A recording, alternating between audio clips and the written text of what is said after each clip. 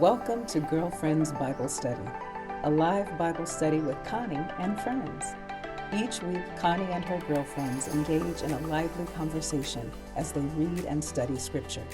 So grab a pen, your journal, and your best friend, and enjoy this enlightening Bible study. Welcome to Bible Study Live with Connie and friends. I have a little bit of a sore, husky voice today, so hopefully you'll hear me throughout this Bible study. We are continuing our discussion about the Ark, and not Noah's Ark, but the Ark of the Covenant. And tonight's message is called, let's see, what did I call it? I called it The Mysterious Power and Journey of the Ark. That's what we're talking about tonight, is the mysterious power and journey of the Ark. My sister Gina just joined us, so we'll see her in a moment. But we're going to talk about a couple of scriptures. It's interesting reading about the Ark. Hi, sister. Reading about the Ark and reading multiple things about the Ark. Just the same way that last time, we know that the Ark contained the tablets that the Ten Commandments were written on, but we didn't all know that it also contained a gold jar of manna, and Aaron's budding vine, his budding staff. Hello, Sister Latrice. Good to see you, Tracy. So that's what I'm finding interesting is as I'm studying the Ark, and not necessarily the Ark, Noah's Ark, but the Ark of the Covenant, I keep finding new things about it that I didn't realize, even though I've read these scriptures before. And that's the part that's always so fascinating with me. So one thing I'm going to reread that you all are familiar with, because when I learned that, I was just fascinated. But the other that I didn't know that I'm going to read is in Joshua 6. So we're going to go to Joshua 6. And hello to my sweet Dabrian, who has just joined us as well. So we're going to Joshua 6. When you all hear about Joshua and the armies marching around Jericho, what do you think about? I think about them with the trumpets. They march around 7 times, and on the 7th time, they blow the trumpets, and then the walls fall down.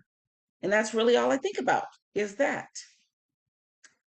But that's not all there is. Hello to my sweet sister Spring. Oh, we got all the sisters joining us tonight. This is so awesome. So good to see all of you, and everyone will see everyone in a moment. But we're starting with Joshua chapter 6. And again, I'm a little husky today, so pardon my hoarse voice. 6 verse 1. We're going to start with verse 1. Now the gates of Jericho were securely barred because of the Israelites. No one went out and no one came in. Then the Lord said to Joshua, "See, I have delivered Jericho into your hands, along with its king and its fighting men. March around the city once with all the armed men. Do this for 6 days. Have 7 priests carry trumpets of ram's horns in front of the ark." Not just the trumpets, but in front of the ark. So when you're thinking about its mysterious journey, it's part of the going around Jericho. They're carrying the ark as well around Jericho. And I never pay attention to that. I think of those trumpets. On the 7th day, march around the city 7 times with the priests blowing the trumpets. Now, did you guys notice when I read this, it says, for 6 days, have 7 priests carry trumpets of ram's horns in front of the ark. Just carry them. But then it says on the 7th day, march around the city 7 times with the priests blowing the trumpets. And that seems very specific to me. So to me, as I would hear instruction, I would walk around carrying the trumpets 6 days, but not blowing them, because it didn't say to blow them. But that's not what happened. When you hear them, verse 5, when you hear them sound a long blast on the trumpets this 7th day, have the whole army give a loud shout. Then the wall of the city will collapse and the army will go up everyone straight in. So Joshua, son of Nun, called the priests and said to them, take up the ark of the covenant of the Lord and have 7 priests carry trumpets in front of it. Carry trumpets. And he ordered the army, advance, march around the city with an armed guard going ahead of the ark of the Lord. So we got this ark. And again, I never thought about the ark being part of what they were carrying as they marched around. So for me, this was just new information because I always think of those trumpets. That's it. Then verse 8, when Joshua had spoken to the people, the 7 priests carrying the 7 trumpets before the Lord went forward, blowing their trumpets. And the ark of the Lord's covenant followed them. So I just noticed that tonight, that at no point were the directions from either God or Joshua to blow them. It doesn't seem like they get punished for that. I'm just noticing that it didn't say it specifically. So verse 9, the armed guard marched ahead of the priests who blew the trumpets, and the rear guard followed the ark. The ark is figuring prominently in this. All this time, the trumpets were sounding, it says.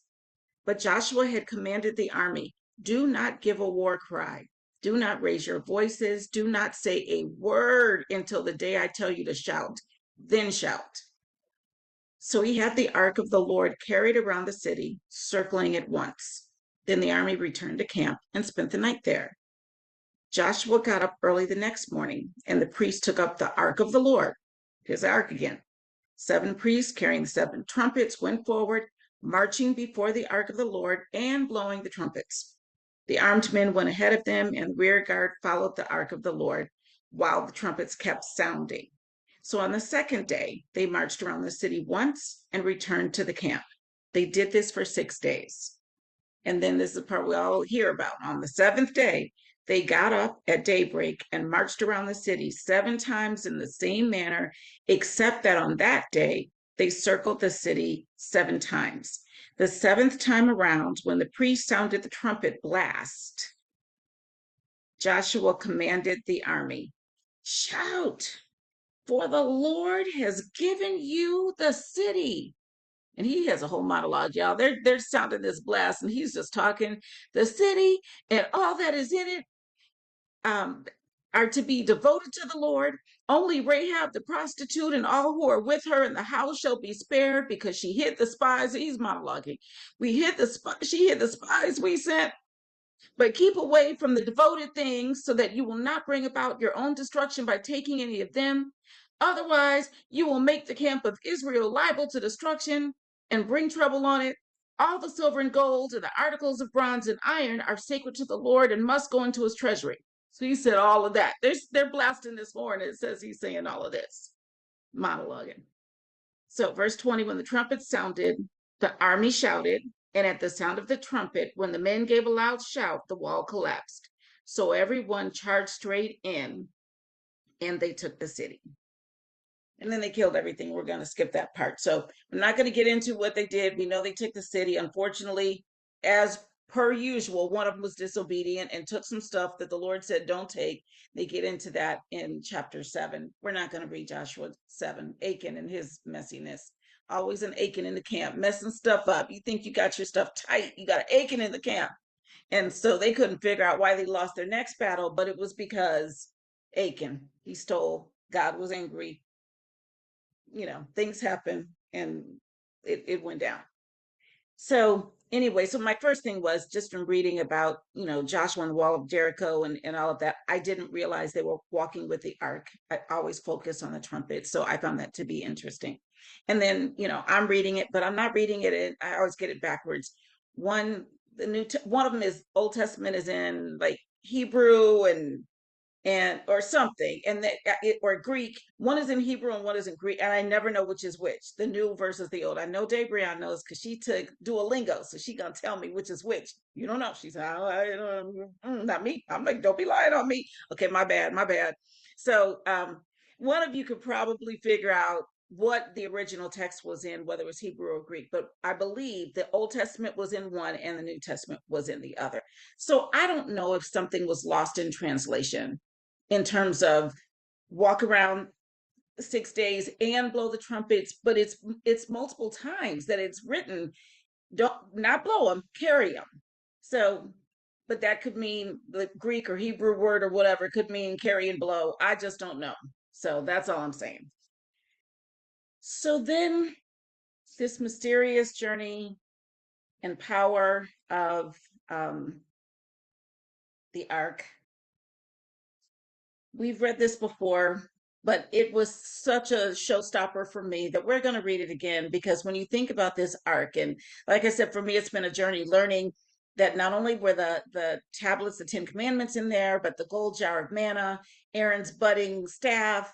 And we learned last time it didn't just bud, it blossomed and grew some almonds, like it did the thing, and that was in the ark. And I didn't know all that was in the ark. So I learned that. I didn't realize they were carrying the ark around while they're blowing the trumpets. I'm just thinking it's their marching and their obedience with these trumpets that made the walls fall, but the ark was on the scene for that as well. And then if you recall, if you go to 1 Samuel 4, and if you recall, at some point the Philistines capture the ark, and then there is trouble. You think about the power of this ark, and we're going to read a good bit here because it was one of those things. Gina happened to be on the phone with me. I was reading my chapter today, and she happened to be on the phone with me that time. I was like, wait a second, what did this just say? It was one of those moments. And so we're going to enjoy that moment again together and a little bit more, because there's something else I want you to see that I think may be part of the movie Raiders of the Lost Ark, for those of you who've seen it. So, chapter 4 of 1 Samuel. And Samuel's word came to all Israel. So, keep in mind that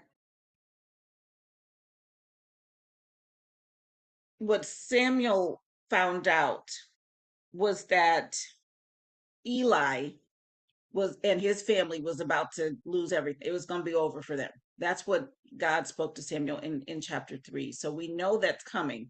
And then we get to it in chapter 4. So Samuel's word came to all Israel. Now the Israelites went out to fight against the Philistines. The Israelites camped at Ebenezer and the Philistines at Aphek. The Philistines deployed their forces to meet Israel, and as the battle spread, Israel was defeated by the Philistines, who killed about 4,000 of them on the battlefield. When the soldiers returned to camp, the elders of Israel asked, "Why did the Lord bring defeat on us today before the Philistines? Let us bring the ark of the Lord's covenant from Shiloh so that he may go with us and save us from the hand of our enemies." So they know the power of the ark. So their thing is, if we just go get the ark and take that with us, we're going to win. So the people sent men to Shiloh, and they brought back the ark of the covenant of the Lord Almighty, who is enthroned between the cherubim. And Eli's two sons, Hophni and Phinehas, were there with the ark of the covenant of God. When the ark of the Lord's covenant came into the camp, all Israel raised such a great shout that the ground shook. Hearing the uproar, the Philistines asked, "What's all this shouting in the Hebrew camp?" When they learned that the ark of the Lord had come into the camp, the Philistines were afraid. A God, look at them talking about disrespect, low G, little G. A God has come into the camp, they said. Oh no, nothing like this has happened before. We're doomed. Who will deliver us from the hand of these mighty gods? They are the gods who struck the Egyptians with all kinds of plagues in the wilderness. Be strong, Philistines. Be men, or you will be subject to the Hebrews as they have been to you. Be men and fight. So the Philistines fought, and the Israelites were defeated, and every man fled to his tent. The slaughter was very great. Israel lost 30,000 foot soldiers. The ark of God was captured, and Eli's two sons, Hophni and Phinehas, died. That same day, a Benjamite ran from the battle line and went to Shiloh with his clothes torn and dust on his head. When he arrived, there was Eli sitting on his chair by the side of the road, watching because his heart feared for the ark of God. When the man entered the town and told what had happened, the whole town sent up a cry. Eli heard the outcry and asked, "What is the meaning of this uproar?" The man hurried over to Eli, who was 98 years old and whose eyes had failed so that he could not see. He told Eli, "I have just come from the battle line. I fled from it this very day." Eli asked, "What happened, my son?" The man who brought the news replied, "Israel fled before the Philistines, and the army has suffered heavy losses. Also, your two sons, Hophni and Phinehas, are dead, and the ark of God has been captured." It's all bad news. When he mentioned the ark of God, Eli fell backward off his chair by the side of the gate. His neck was broken and he died, for he was an old man and he was heavy. He had led Israel for 40 years. They talk about the man's weight. He fell, broke his neck, too heavy. It's a shame. Anyway, his daughter in law, the wife of Phinehas, was pregnant and near the time of delivery. When she heard the news that the ark of God had been captured and that her father in law and her husband were dead, she went into labor and gave birth, but was overcome by her labor pains. As she was dying, the women attending her said, "Don't despair, you have given birth to a son." But she did not respond or pay any attention. She named the boy Ichabod, which means no glory. That's a shame. Saying, "The glory is departed from Israel because of the capture of the ark of God and the deaths of her father in law and her husband." She said, "The glory is departed from Israel, for the ark of God has been captured." So that was chapter 4. Now look at chapter 5. After the Philistines had captured the ark of God, they took it from Ebenezer to Ashdod. Then they carried the ark into Dagon's temple and set it beside Dagon, their little idol god. When the people of Ashdod rose early the next day, there was Dagon fallen on his face on the ground before the ark of the Lord. They took Dagon, put him back in his place. But the following morning, when they rose, there was Dagon, fallen on his face on the ground before the ark of the Lord. His hand and heads had been broken off and were lying on the threshold, only his body remained. That is why, to this day, neither the priests of Dagon nor any others who enter Dagon's temple at Ashdod step on the threshold. The Lord's hand was heavy on the people of Ashdod and its vicinity. He brought devastation on them and afflicted them with tumors. And it says in the Hebrew, so maybe it is Hebrew, tumors and rats appeared in the land, and there was death and destruction throughout the city. And it says also with tumors in the groin. This was all bad. I'm just saying. So he afflicted them with tumors. When the people of Ashdod saw what was happening, they said, "The ark of the God of Israel must not stay here with us, because his hand is heavy on us and on Dagon our God." So they called together all the rulers of the Philistines and asked them, "What shall we do with the ark of the God of Israel?" They answered, "Have the ark of the God of Israel moved to Gath." So they moved the ark of the God of Israel. But after they had moved it, the Lord's hand was against that city, throwing it into a great panic. He afflicted the people of the city, both young and old, with an outbreak of tumors. Again, these tumors on the groin, it says in the footnotes. So they sent the ark of God to Ekron. It was literally a hot potato. Just you take it. No, you take it. You take it. So as the ark of God was entering Ekron, the people of Ekron cried out, "They have brought the ark of the God of Israel around to us to kill us and our people." So they called together all the rulers of the Philistines and said, "Send the ark of the God of Israel away. Let it go back to its own place, or it will kill us and our people." And it says not just it, but he is what it says in the footnote. He will kill us and our people. For death had filled the city with panic. God's hand was very heavy on it. Those who did not die were afflicted with tumors, and the outcry of the city went up to heaven. So then in chapter 6, what do? They got to get it back. They're like, "Get it out of here." When the ark of the Lord had been in Philistine territory 7 months, that's a long time. Deal with tumors, rats, death, that's a lot. The Philistines called for the priests and the diviners and said, "What shall we do with the ark of the Lord? Tell us how we should send it back to its place." They answered, "If you return the ark of the God of Israel, do not send it back to him without a gift. By all means, send a guilt offering to him. Then you will be healed, and you will know why his hand has not been lifted from you." The Philistines asked him, "What guilt offering should we send to him?" They replied, 5 gold tumors and 5 gold rats, according to the number of the Philistine rulers, because the same plague has struck both you and your rulers. Make models of the tumors and of the rats that are destroying the country and give glory to Israel's God. Make models. This is what you got to do. Make you some gold tumors and some gold rats. It's what you need to do. Perhaps he will lift his hand from you and your gods and your land. Why do you harden your hearts as the Egyptians and Pharaoh did? When Israel's God dealt harshly with them, did they not send the Israelites out so they could go on their way?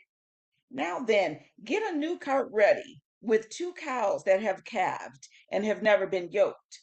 Hitch the cows to the cart, but take their calves away and pin them up. Take the ark of the Lord and put it on the cart and in a chest beside it, not inside it. Not interesting? In a chest beside it, put the gold objects you are sending back to him as a guilt offering. Send it on its way, but keep watching it. If it goes up to its own territory toward Beth Shemesh, then the Lord has brought this great disaster on us. But if it does not, then we will know that it was not his hand that struck us, but that it just happened to us by chance. It's coinkydink. So they did this. They took 2 such cows and hitched them to the cart and pinned up their calves. They placed the ark of the Lord on the cart, and along with it, the chest containing the gold rats and models of the tumors. Then the cows went straight up toward Beth Shemesh, keeping on the road and lowing all the way. They did not turn to the right or to the left. The rulers of the Philistines followed them as far as the border of Beth Shemesh. Now the people of Beth Shemesh were harvesting their wheat in the valley, and when they looked up and saw the ark, they rejoiced at the sight. The cart came to the field of Joshua of Beth Shemesh, and there it stopped beside a large rock. The people chopped up the wood of the cart and sacrificed the cows as a burnt offering to the Lord. The Levites took down the ark of the Lord together with the chest containing the gold objects and placed them on the large rock. On that day, the people of Beth Shemesh offered burnt offerings and made sacrifices to the Lord. The 5 rulers of the Philistines saw all this and then returned that same day to Ekron. These are the gold tumors. They have names. These are the gold tumors the Philistines sent as a guilt offering to the Lord, each one for Ashdod, Gaza, Ashkelon, Gath, and Ekron.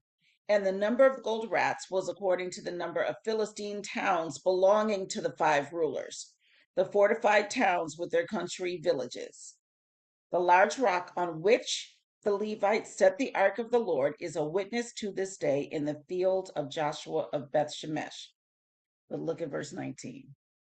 But God struck down some of the inhabitants of Beth Shemesh, now in the NIV it says 70, putting 70, but then there's a footnote. And the footnote says that it's really 50,070. And if you look at the King James Version, it says, and he smote the men of Beth Shemesh because they had looked into the ark of the Lord. Even he smote of the people 50,010 men. That's where the 50,070 comes from, because they had looked into the ark of the Lord. The people mourned because of the heavy blow the Lord had dealt them. And the people of Beth Shemesh asked, "Who can stand in the presence of the Lord, this holy God? To whom will the ark go up from here?" And then in verse 21, it says, then they sent messengers to the people of Kiriath Jearim, saying, "The Philistines have returned the ark of the Lord. Come down and take it up to your town." Like, y'all better come get this ark. That's what they basically said. They come get this ark.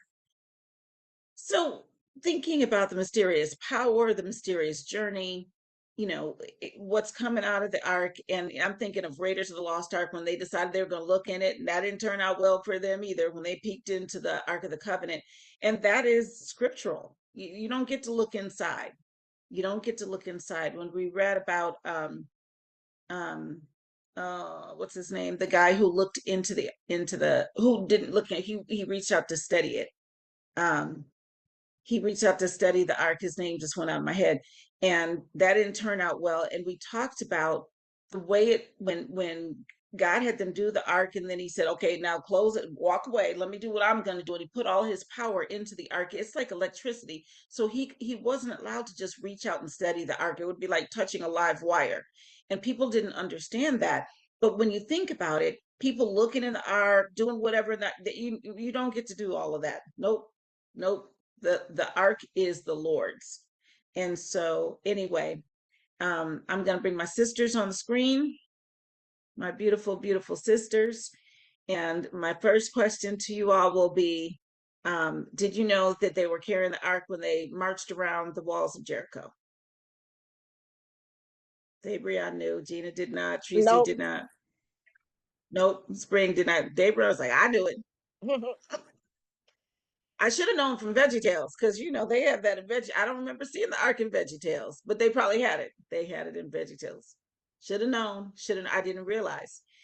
Spring, I know you and Tracy weren't with us last week when we found out that in addition to the two stone tablets with the commandments on it, that there was also a gold jar of manna and Aaron's budding staff, that were also in the ark. We learned that reading in Hebrews, actually, and then coming backwards to figure out when they got placed in there. Did you all know about those additional items in the ark? Nope. Nope. I always knew that I you didn't couldn't either. look into it, though. I always likened it to looking into the face of God, because it had Yeah. the tablets had been written by his finger, and therefore, anything that he touched, it would be like looking in his face, and you're just not allowed to do that. Yep. Yeah, the scripture talks about that. Like, you can't look at my face and live. Nope. Yeah. So, anyway, so yeah, I didn't know about the ark with Jericho. I did not realize. I had read before about those. I mean, when I first read about the gold rats and tumors, I was out. You could have knocked me over. I just wasn't even ready for all of that. Would you say, Sprinkle? Oh no, I was just laughing because I remember when we first saw that. We went back. We're like, what? We had to go back and read it like 3 times. Yeah. And that's what I was going to say was I remember when you had talked before about it, but today being able to tie in what we had actually talked about last week with the fact that the items that were actually included in the ark were to be the evidence or the signs of remembrance of what God had done, the miracles that he had done. So the fact that what was added to the ark, still more objects of gold, were the rats and the tumors that were from God, that he was the one that actually struck the people with the tumors and the rats. So once again, what is supposed to be carried with them as reminders of God's power is not only the blessings, but also the curses. But I it can't. does say they didn't put it inside. No, they were in a chest. There was a separate chest, but There was something to go next to it. I'm trying to figure out who I could try to sweet talk, convince of something, and am I giving them a gold tumor? I just like, what do I know? Gold Yeah, rat or I gold can't tumor. imagine. Five for each king. There's one for each king that got afflicted, and in the groin. Just so you're clear. But no question Mess. that was from God, but that reminder of it's like, Oh, yeah. nobody else is getting the credit for this. God did it. The Yep. God of Israel, which is why they're like, send this back to them. Right. Yep. And them saying, hook it up onto the cow. We're not going to carry it ourselves. Put it on the cows, and if the cows go straight to where they are, then we know it was that guy. But Yeah. if he goes off, if they veer off somewhere else, then we'll just say it was a coincidence. It just so happened to happen to us. Mm-mm. And cows were like, I know where I'm heading. Right. And then they got slaughtered for their obedience. I was like, okay, and you're a sacrifice now. That's just like, okay. Yeah, that was Yeah. I wonder, I know. in that outside of the Jewish tradition, I wonder if we know what happened to the people who captured the ark. Right? Like, you'd have to imagine their whole culture being like, and his name is still cursed to this day. You know what I mean? Like, just like, whoever thought, hey now, look what I brought. It's like, dude. Yeah. His name is brought it. his name is you shouldn't have brought Mud. that home. You so enough shouldn't have brought that home, man. I don't know who he was trying to impress, but for months, the Failed. whole town was afflicted. I'm just like, oh, Failed. Yeah. Yeah. Completely fair. I do wonder the name of the people. It's written somewhere. The name of the people who captured the ark, thought they were doing the thing. We know how to get their power from them. We just gonna take the ark. That What they say. Did not work Bad out. choice. Bad choice. Bad choice.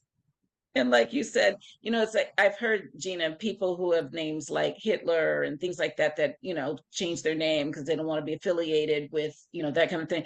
And I can only imagine, whoever got that ark and had all those people, I can only imagine, like, yeah, we changed our name. We used to be Anderson, now we just Anders. right. There's a whole generation, of folks who were like, oh no, nope, I'm rearrange some letters or something because this was terrible.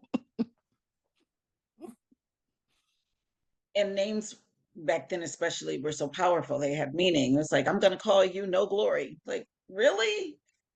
Ichabod, which means no glory. Jabez, because we were born in pain. Like, just all the things, the names and the way they were given is just something else. So anyway, it's really something. But yeah, I thought it was interesting. I do wonder what would have happened if they tried to open the ark and put gold, rats, and tumors in there. I do wonder what would have happened. Yeah. If even God's people, if the Israelites, the Hebrew folks peeked into, I don't know what they were looking in for, but they looked in, as it said, and they died. I can only imagine if the Philistines who had captured the ark decided to take a peek, they'd have just been sucked into the ark. In the end, just poof, ashes. It looked like a Looney Tunes cartoon. Little stack of ashes right there. That would be my guess. But I can't even imagine. And we read these things and they're historic and they're biblical and all of that, but imagine in modern day the things that we've taken or captured of other countries and that we might not even know about, or they've captured of ours, or whatever, whichever direction, and what kind of curse it's put us under, having that situation where oh well, they have and so the reason this country can't get up from under is because, and I mean, that's the kind of stuff we don't know now. It's written down in places, but you only find out about it in hindsight most of the time. So anyway, that is our story about the ark tonight. And like I said, there's always a little bit more information that I learned, like, not the ark, they carried it around, and I don't understand about the trumpets. I'll have to do a little more research on that, because I'm just, we read, don't do this exactly, and then they do something else, and I'm like, yeah, and you wonder maybe I misunderstood what I was reading. Right. How much of that is translation?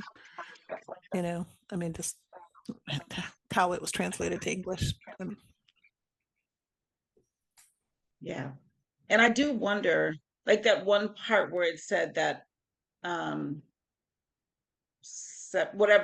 many people were slaughtered, and in NIV it changes the number, but then says in some manuscripts it's this, but in King James it says it's 50,000, 70 plus 10,000. So we know how many it is, and I don't know why they decided we're just gonna that's too many. We're just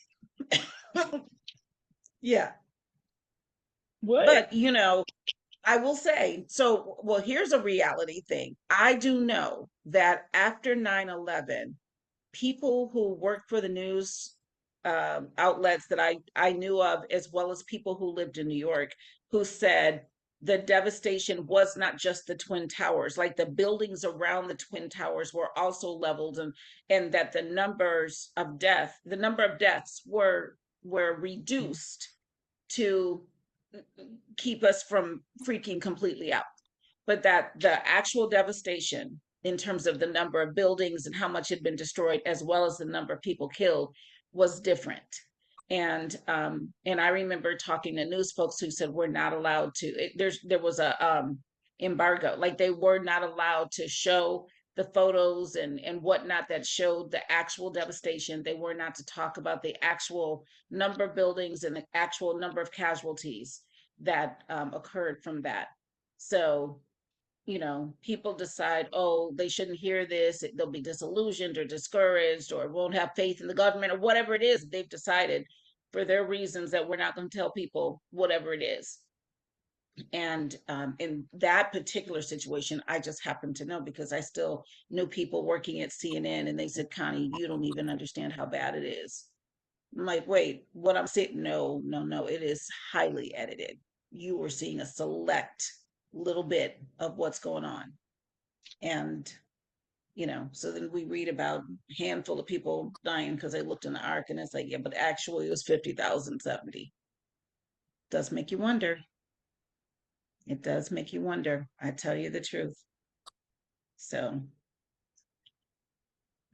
but it's being captured somewhere. There are historians around who are writing about it, who are on site. There are investigative journalists who are keeping track, and I'm thankful for them doing their due diligence, because at some point, the truth will out. So even if we don't get to hear it, it will come out at some point. That's what I do know. So anyway, that is tonight's Bible study about the mysterious power and journey of the ark, doing all the things, going all the places. So, but they sure did play hot potato with it. Like, nope, you take it. I can't believe they had it for 7 months. I mean, for us in our immediate society, it feels like, a long time, but in their time, it might not have seemed that long, but 7 months of that stuff, I don't know. Can't imagine. And there were people who were like, it's not the ark. I mean, it's not global warming. That's not what it is. That's not what it is. It's so and so. Well, that's, It for was a months they probably had people, conspiracy theory. yes, That's what they it probably was. had people arguing. That's not what it is. That's not what it is. And that's Right. what I was thinking is I see a bunch of men saying, no, it's not. That's not. And a bunch of women saying, get that thing out of here, and the men not agreeing with it and trying to hold on, because they're like, they're not gonna punk us out, they're not gonna punk us out. We're bigger and better than them. Or Yeah. trying to figure out how to profit. I mean, there's a way for you to Right. let me just figure out how to profit from it. Okay. Right. And also thinking about the fact that it's not the type of society that we have, where everything with transportation and everything being close and accessible. So these different places that they were going, they weren't necessarily close to each other. So when they're saying send it to so and so, and then saying, okay, no, y'all send it to so and so, it took a while. Take a whole month to get there. To get to the next place. Yeah. And everybody in the path is getting tumors. Dying. Rats, death, tumors. Rats and the groin. Right.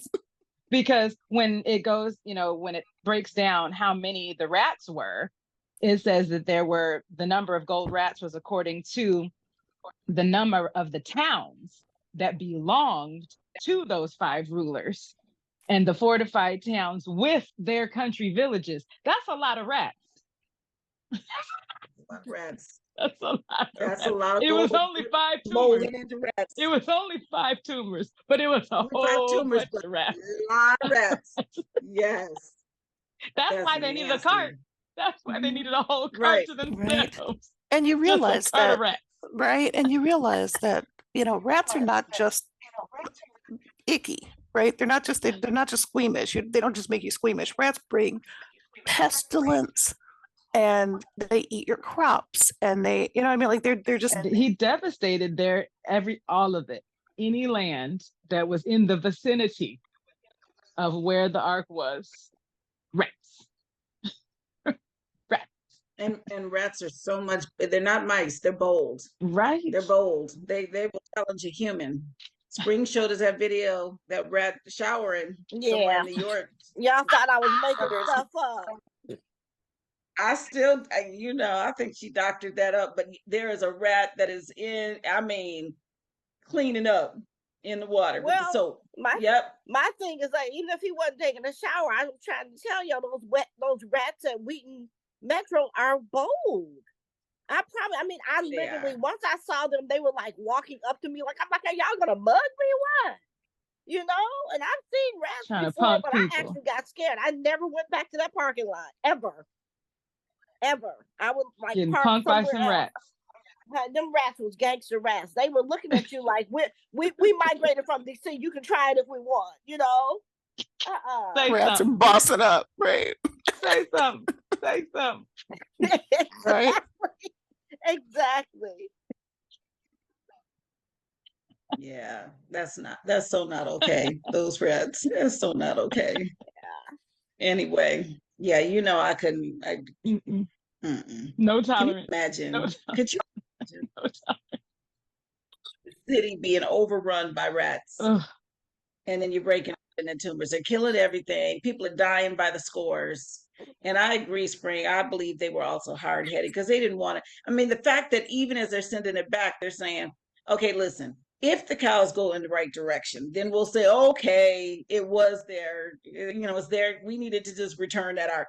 But if they don't, it just happens. I mean, it just so happened that this all is, it's just a coincidence that they overlapped. It's not necessarily that it's because of this. Right. Hard-headed. Their women were like, why do you smell like ark? You gotta go. You can't be here. You smell like ark. Yeah. Arkish. So arkish. Anyway. Well, thank you everybody for being here. I'm going to say farewell to Facebook. Bye, Facebook. Bye. Hope you enjoyed the study.